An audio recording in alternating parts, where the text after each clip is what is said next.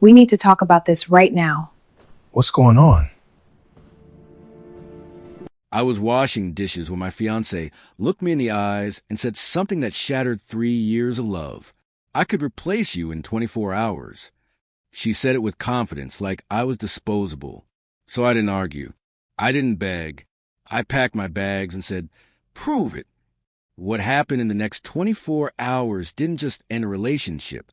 It revealed the truth about love, ego, and what happens when someone thinks you're replaceable. Backhand Index Point right subscribe now, because this story proves that sometimes walking away is the bravest form of self-respect. 3 years. That's how long our lives have been stitched together. 3 years of shared rent, shared groceries, shared exhaustion at the end of long days. 3 years of wedding boards saved on her phone, venue visits on Sundays, late night talks about names we like for children we hadn't even met yet. We weren't perfect, but I believe we were real, until one sentence rewrote everything. We were arguing over something small. Money, maybe, or priorities. The kind of argument couples survive all the time. I remember standing in the kitchen, the overhead light buzzing softly, when she crossed her arms and laughed. Not nervous, not hurt, amused. "You know," she said casually, "I could replace you in 24 hours. It wasn't shouted. That was the worst part. It landed quietly, cleanly, like a door locking from the inside. In that moment, I realized how she saw me. Not as a partner, not as a future husband, just a role. A space that could be filled by anyone willing enough. I didn't yell. I didn't plead. I just nodded, walked into the bedroom, and pulled my old suitcase from the closet, the one I hadn't used since before we met. As I folded my clothes, she leaned against the doorway, smirking, told me I was being dramatic, told me I'd be back by morning, that I didn't know how to survive without her, that she was the best thing that ever happened to me. Her words were meant to shrink me. Instead, they clarified everything. For the first time in 3 years, I saw the imbalance clearly. How often I'd apologize just to keep the peace. How often my needs had been dismissed as inconvenience. How love had slowly turned into leverage. I zipped the suitcase slowly, not out of anger, out of certainty. Something inside me had finally woken up. Not rage, not pride, clarity. Because when someone tells you without hesitation how easily they could erase you from their life, they're doing you a favor. They're showing you exactly how much they value you. And the hardest lesson I learned that night was also the most freeing one. When someone shows you who you are to them, believe them the first time. I didn't drive away that night expecting answers. I just needed air, distance, somewhere my thoughts could stop colliding with each other. I ended up at a small cafe near the edge of town, the kind that stayed open too late, like it was made for people who didn't want to go home. I sat there with a cold cup of coffee, my suitcase still in the trunk, staring at my phone without really seeing it. That's when her best friend texted me. "Are you okay? Can we talk?" I almost ignored it. Loyalty has a way of blinding people, and I assumed this would be another attempt to convince me I'd misunderstood everything. But something in her next message made my stomach tighten. "There's something you need to see." And she was never supposed to say that out loud. We met in the parking lot behind the cafe. She looked nervous, like someone standing on the edge of a line they weren't supposed to cross.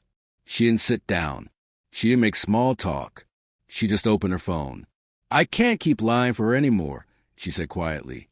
Then she handed it to me. At first, I didn't understand what I was looking at. Messages, names I didn't recognize, conversations that went back months, years. Men she labeled casually, just in case, backup, potential upgrade. Screenshots of dating profiles I'd never known existed, updated while we were supposedly planning our future together. One message burned itself into my mind. "He's stable. Not exciting, but good enough until something better comes along." I felt something break, not loudly, not dramatically, more like a quiet crack spreading through everything I thought I knew. I scrolled in silence. Vacation photos we'd taken together, posted publicly with captions about love, followed hours later by private messages flirting with strangers. Conversations about me that made me sound like a temporary solution to a permanent problem. I wasn't her partner. I was her safety net. Her friend watched my face, tears in her eyes. She didn't think you'd ever find out, she whispered. She said if she ever got bored, she'd just replace you. 24 hours. The sentence came back to me with cruel precision. That's when it hit me. The reason that line had come so easily to her lips was because she'd been rehearsing it for years. The most painful part wasn't betrayal. It wasn't the profiles or the messages or the plans to upgrade her life like I was a phone contract. It was a realization of how small I'd made myself to stay chosen. How many times I'd lowered my standards to avoid conflict. How many times I'd swallowed discomfort because love was supposed to be patient. How often I'd ignored my instincts and called it commitment. I'd mistaken consistency for loyalty. I'd mistaken familiarity for love.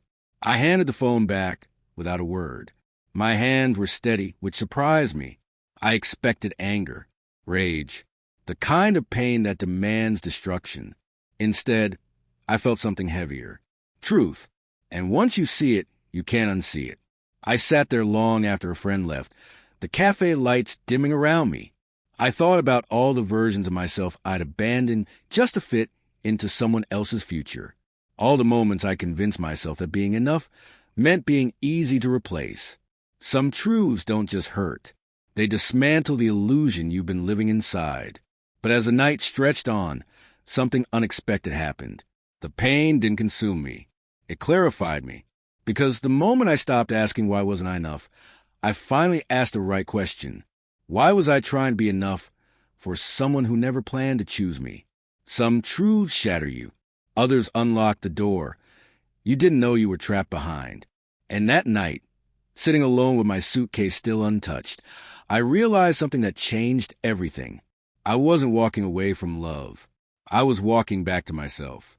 She didn't wait. Less than an hour after I left, her presence flooded every screen like a storm that needed witnesses. Stories, posts, check-ins, neon lights, crowded bars, 4 smiles angled just right for the camera, captions soaked in bravado. Life doesn't stop. Upgrades only. Some people are replaceable. I didn't go looking for it. The notifications found me anyway. Mutual friends tagging, messages asking if I'd seen what she was doing. It was like she needed the world to clap, to confirm she still held the power she thought she'd lost. And maybe once upon a time, it would have worked. But something in me had shifted. She moved fast. Too fast. One bar turned into another. One stranger's arm draped over her shoulder. Then another. Photos with men whose names I'd never heard, but whose purpose was painfully obvious. Proof. Performance. Noise. By midnight, the captions got louder. Unbothered. Living my best life. Never needed him. Confidence, when it's real, doesn't announce itself. This did. I muted her accounts. Not out of bitterness. Out of preservation. That night, I checked into a small motel on the edge of the highway. The room smelled faintly of detergent and old carpet, but it was quiet. No tension. No waiting for the next emotional shift. I placed my suitcase by the bed and sat down, listening to the hum of the air conditioner like it was a lullaby. For the first time in years, my chest didn't feel tight. I slept through the night, without waking up to check my phone. No wondering where she was. No imagining conversations. No rehearsing apologies for things I hadn't done. Just sleep. Meanwhile, chaos was working overtime without me. By morning, the stories continued. Brunch photos with friends who looked more invested in their phones than in her laughter. A selfie in a car with a man whose face was cropped out, mysterious by design, temporary by reality. The comments rolled in. Fire emojis. Validation. Applause from people who knew nothing of the truth. And yet, something was off. The smile never reached her eyes. As the hours passed, the posts came faster, like she was racing against something invisible. Like if she stopped, even for a moment, the silence would catch her. I spent that day doing things I'd forgotten how to enjoy. I walked without checking the time. I ate without rushing. I breathed without bracing myself for the next emotional demand. I sat in my car by a quiet lake and let the weight lift slowly, layer by layer. I thought about how love had once felt like safety and how it had slowly turned into something I had to earn daily. Her chaos was loud. My healing was quiet. By late afternoon, messages started coming in from her this time. Are you really not coming back? You're being dramatic. We can talk like adults. I didn't respond. Not because I wanted to punish her. Because for the first time, I didn't need to explain myself to be understood. The final post came just before the 24-hour mark. A polished photo. Perfect lighting. A caption that tried too hard to sound victorious. People who leave were never irreplaceable anyway. I closed the app, and in that moment, something remarkable happened. My heart, which had lived in a constant state of alert for years, finally went quiet. Not numb, not empty, peaceful. No more analyzing tones. No more measuring my worth by someone else's attention. No more shrinking myself to avoid being replaced. Confidence doesn't scream, and healing doesn't perform. While she spent 24 hours proving her power to strangers, I spent 24 hours reclaiming mine in silence. And that's when I understood the truth she never expected me to learn. Being replaceable is only a threat when you're afraid to stand alone. For the first time in years, peace replaced anxiety. And it fit me better than love ever had. When the 24 hours ended, she was certain of one thing, that I would come back. Not because she missed me, but because she believed I always would. That eventually I'd soften, that the silence was temporary, that I'd cave the way I always had, apologizing for disrupting her world. Even when I was the one bleeding, she waited. Morning turned into afternoon. Afternoon slipped quietly into night. And still, I didn't show up. No angry messages. No public rebuttals. No dramatic declarations. Just absence. At first, she treated it like a delay, a test of patience. She posted less, then more. She checked who viewed her stories. She refreshed her phone, the way someone listens for footsteps that never come. Silence is unsettling when you're used to control. By the second day, the messages changed tone. Can we talk? This is getting childish. You're really going to throw everything away over one sentence? I read them without emotion. Not because I didn't care, but because I finally care enough about myself to stop engaging in cycles that demanded I disappear to keep them alive. I didn't owe her an explanation anymore. I had already explained myself for 3 years, through compromises, patience, swallowed pride, and quiet endurance. Silence wasn't avoidance. It was closure. While she waited for a reaction, I stayed gone. I moved into a small rented room near my office. Nothing fancy. Just clean walls, a window that let in morning light, and a lock I alone controlled. The first night there, I sat on the floor eating takeout straight from the container, surrounded by half-unpacked boxes. It wasn't loneliness I felt. It was relief. For the first time, my space didn't feel tense. I didn't have to anticipate moods or decode silence or worry whether love was being quietly withdrawn as punishment. The air felt neutral. Safe. I slept better than I had in years. She didn't. Mutual friends reached out, cautiously at first. She's not doing well. She says you abandoned her. She doesn't understand how you could just disappear. I thanked them for their concern and said nothing else, because explaining myself to people who already believe her version of events would only pull me back into noise. And noise was what I'd finally escaped. Days passed, then weeks. Her life, once curated so loudly online, began to crack at the edges.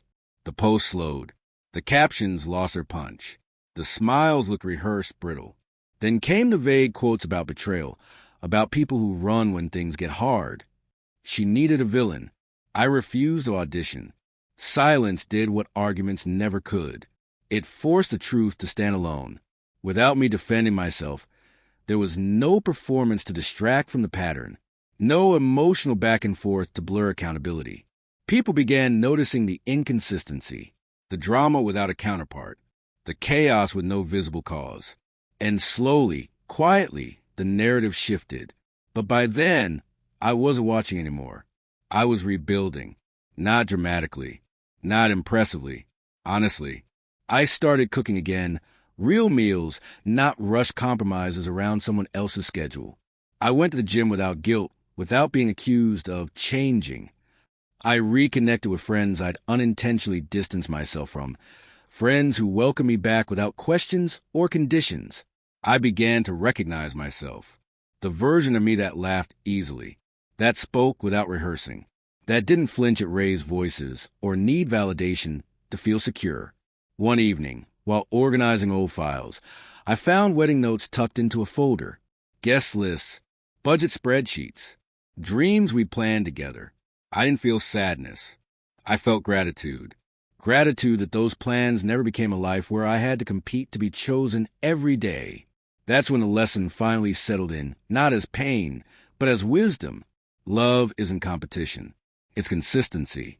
It's not waking up wondering if today you'll still be enough. It's not proving your worth to someone who keeps backup options ready. It's not being made small so someone else can feel powerful. Love is steady, quiet, safe. It doesn't need an audience. Her final message came late one night, weeks after the silence had already spoken. I never thought you'd actually leave. I didn't think you had it in you.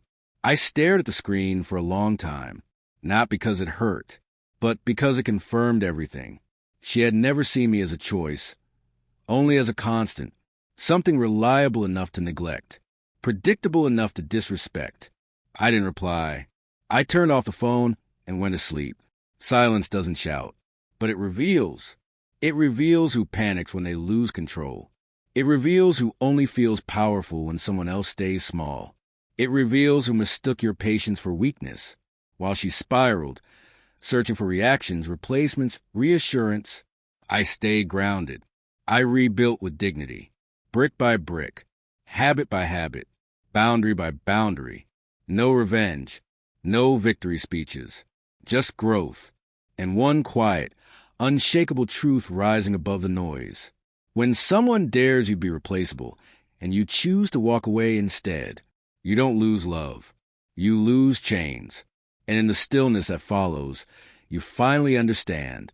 Silence doesn't mean you had nothing to say. It means you said everything that mattered by choosing yourself. Time has a way of telling the truth, quietly, without needing permission. Months passed, not in dramatic leaps, but in steady, ordinary days. Mornings that no longer started with tension. Evenings that didn't feel like emotional negotiations. My life didn't suddenly become perfect, but became peaceful. And that was more valuable than anything I'd been trying to hold on to before. From a distance, I heard fragments of her story. New faces, new attempts, new upgrades. Each one introduced loudly, each one gone just as quickly. She was still searching for something external to fill the space where stability should have lived. I didn't judge her. I understood her better than she ever understood herself. Meanwhile, my world was getting quieter in the best way. I stopped measuring my worth against someone else's attention. I stopped confusing anxiety with passion, unpredictability with excitement. I learned how calm can feel unfamiliar when you spent years surviving emotional storms. And then, without chasing it, something unexpected happened.